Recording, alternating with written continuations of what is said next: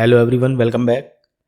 तो इस लेक्चर में हम समझेंगे जो सीमेंस पीएलसी की सीरीज होती है S7 1200 उसके बारे में, और देखेंगे कि इसमें कौन कौन से टर्मिनल्स होते हैं, कौन कौन से इंडिकेटर्स होते हैं और कौन कौन सी कम्युनिकेशन पोर्ट होती है और किस तरह से उनका यूज किया जाता है। तो फ्रेंड्स, अगर आप हमारे यूट्यूब चैनल पर पहली बार आए हैं तो मैं आपको बता दूं, अगर आप इंडस्ट्रियल ऑटोमेशन फील्ड से हैं या फिर इंडस्ट्रियल ऑटोमेशन सीखना चाहते हैं तो हमारे YouTube channel PLC tech world को सब्सक्राइब कर सकते हैं और हर एक नए वीडियो का नोटिफिकेशन पाने के लिए बेल आइकन दबाना ना भूलें। यहाँ पर आप देख सकते हैं जो भी इंडस्ट्रियल ऑटोमेशन के टॉपिक्स होते हैं हम उन पर वीडियो बनाते हैं और पोस्ट करते हैं। हम कोशिश करते हैं कि इंडस्ट्रियल ऑटोमेशन के जो भी टॉपिक्स हैं उनको आपको इजीली समझा सकें, तो आप हमारे वीडियोज़ को देख सकते हैं और अपनी नॉलेज को बढ़ा सकते हैं। तो आइए स्टार्ट करते हैं। तो यहाँ पर आप देख सकते हैं हमारे पास एक सीमेंस की PLC है जिसकी सीरीज है S7 1200 और इस PLC का मॉडल है CPU 1212C DC DC DC। तो यहाँ पर ये जो लिखा हुआ है 1212C, यहाँ पर C का मतलब होता है कॉम्पैक्ट। तो कॉम्पैक्ट का मतलब ऐसी PLC जिसमें इनपुट टर्मिनल्स होते हैं, आउटपुट टर्मिनल्स होते हैं, CPU होता है, मेमोरी होता है और कम्युनिकेशन पोर्ट, ये सारा का सारा एक ही यूनिट में होता है। तो हमारे पास जो सीमेंस की ये वाली PLC है ये एक कॉम्पैक्ट PLC है। इसके अलावा आपको ये भी ध्यान रखना है कि ये जो PLC है CPU 1212C, इसके नीचे लिखा हुआ है DC DC DC।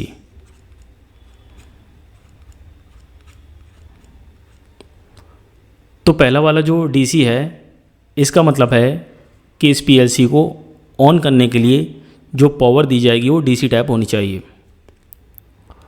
और जो दूसरा DC है इसका मतलब है कि PLC पर जो इनपुट डिवाइस कनेक्ट की जाएंगी वो भी DC टाइप होनी चाहिए,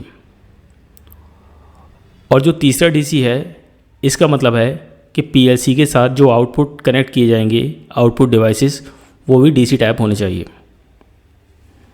तो आइए अब समझते हैं इस PLC के टर्मिनल्स के बारे में।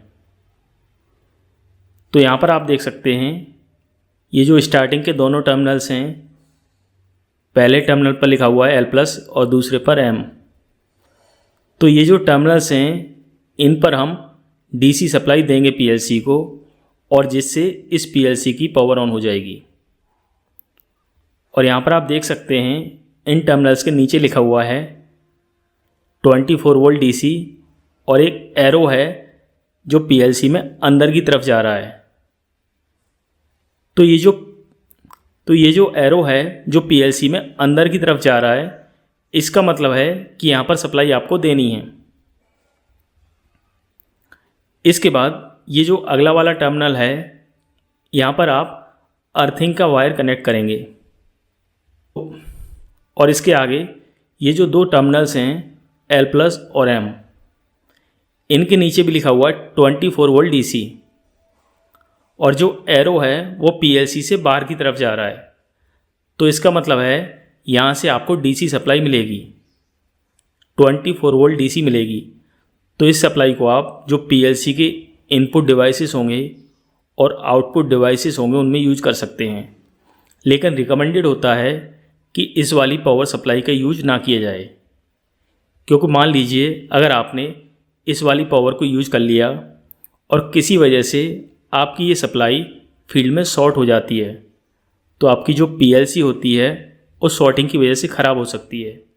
तो इसलिए रिकमेंडेड होता है कि इस वाली सप्लाई का यूज ना करें। तो इसके आगे ये जो टर्मिनल है 1M, ये डिजिटल इनपुट का कॉमन टर्मिनल है। तो यहाँ पर आप डिजिटल इनपुट का जो कॉमन होगा वो कनेक्ट करेंगे, और यहाँ पर आप नंबर देख सकते हैं 0 से लेके 7 तक के जो नंबर्स हैं वो डिजिटल इनपुट्स हैं। तो इस तरह से इस PLC में टोटल 8 डिजिटल इनपुट होंगे। ये नीचे लिखा हुआ है 24 वोल्ट DC इनपुट्स, और यहाँ पर एंड के जो 3 टर्मिनल्स हैं यहाँ पर आप एनालॉग इनपुट कनेक्ट कर सकते हैं। और ये जो टर्मिनल है 2M, ये एनालॉग इनपुट का कॉमन है। 0 और 1 इन पर आप एनालॉग इनपुट कनेक्ट कर सकते हैं। और यहाँ पर जो एनालॉग इनपुट कनेक्ट किया जाएगा 0 से 10 वोल्ट की रेंज का होना चाहिए।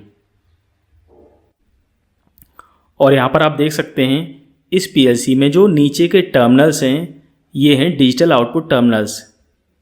जैसा कि आप देख सकते हैं यहाँ पर लिखा हुआ है 24 वोल्ट डीसी। और इन टर्मिनल्स में स्टार्टिंग के जो दो टर्मिनल्स हैं 3L प्लस और 3M, यहाँ पर आप डीसी सप्लाई दोगे। और 0 से लेके 5 तक के जो टर्मिनल्स हैं यहाँ से आपको डिजिटल आउटपुट मिलेगा पीएलसी से। और आपको पता होना चाहिए ये एक पीएलसी का स्टैंडर्ड होता है। जो पीएलसी में इनपुट टर्मिनल्स होते हैं वो हमेशा ऊपर की साइड होंगे और पीएलसी के जो आउटपुट टर्मिनल्स होते हैं वो हमेशा नीचे की साइड होंगे। तो यहाँ पर आप देख सकते हैं ये जो इंडिकेटर्स हैं इस पीएलसी में ये होते हैं स्टेटस इंडिकेटर। जो पहला वाला इंडिकेटर है वो बताएगा कि पीएलसी स्टॉप मोड में है या फिर रन मोड में। और दूसरा वाला इंडिकेटर है वो पीएलसी में एरर को बताता है। और जो तीसरा इंडिकेटर है वो बताता है कि पीएलसी मेंटेनेंस मोड में है। तो यहाँ पर आप देख सकते हैं इस पीएलसी में यहाँ पर कुछ एलईडी हैं।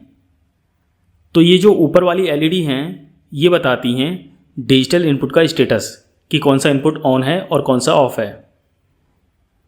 तो जैसा कि हमने आपको बताया इस पीएलसी में टोटल 8 डिजिटल इनपुट कनेक्ट किए जा सकते हैं। तो यहाँ पर आप देख सकते हैं यहाँ पर जो एलईडी हैं 0 से लेकर 7 तक हैं, टोटल 8। तो इस तरह से जो इनपुट ऑन होगा उसकी एलईडी ऑन हो जाएगी। और यहाँ पर ये जो एलईडी हैं ये हैं आउटपुट के लिए। तो जो आउटपुट ऑन होगा पीएलसी का वो वाली एलईडी ऑन हो जाएगी।